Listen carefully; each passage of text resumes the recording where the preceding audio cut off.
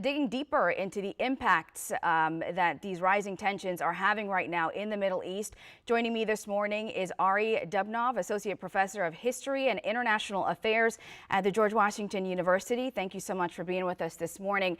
I want to start where things stand right now. We know that Israel continues its war in both Gaza and Lebanon. What are some of the biggest concerns right now when it comes to a much wider conflict?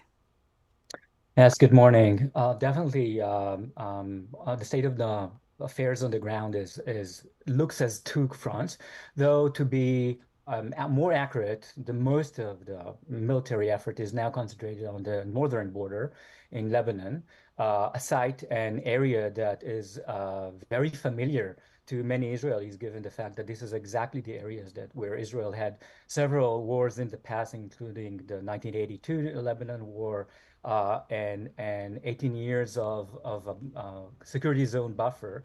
So there's no clear if this is what is the aim of the current military effort in southern Lebanon. Of course, the big fear is of escalation into a regional war, given the fact that both Hamas and Hezbollah are clearly proxies of Iran, and the latest kind of attacks by Israel definitely signal that it wants a more confrontational approach towards Iran, and there's not clear whether Iran will retaliate even more than the ballistic missiles we saw last week, the barrage on Israel last week. Yeah, and I know kind of a lot of waiting and watching to see what happens. I mean, when we reflect on this last year at war, there have been multiple calls over this past year for a ceasefire. We know there are still hostages being held in Gaza, but things continue to escalate. So where do those ceasefire talks stand right now?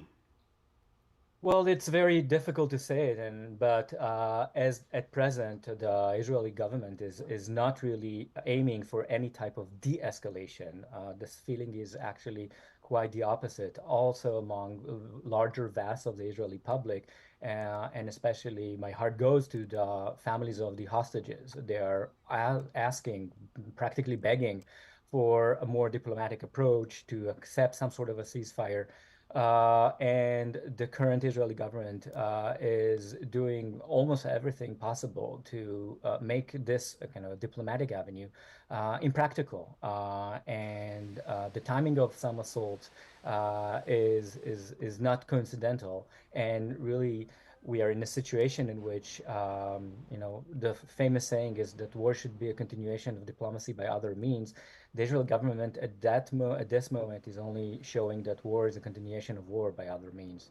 So much going on. We've got just about 10 seconds left. I want to ask you too, because the humanitarian impact on all of this is really what so many of us are watching. When you look at all of the people displaced in Gaza, people now displaced in Lebanon, what is the impact this is going to have potentially on future generations? And that's probably, of course, the most scarring and most worrying element in it. And I would also add to the equation, of course, internally displaced Israelis that cannot live near the northern border, and near Gaza.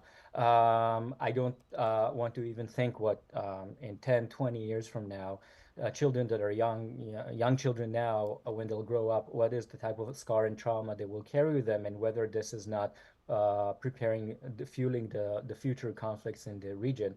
Unless there's international involvement in some sort of a peace court or an attempt to de-escalate the conflict, what we're seeing now is just a recipe for more and more bloodshed, unfortunately, in the area. And I hope I'm wrong on that. Yeah, absolutely. We could talk about this for hours, but I appreciate your insight this morning. Thank you so much.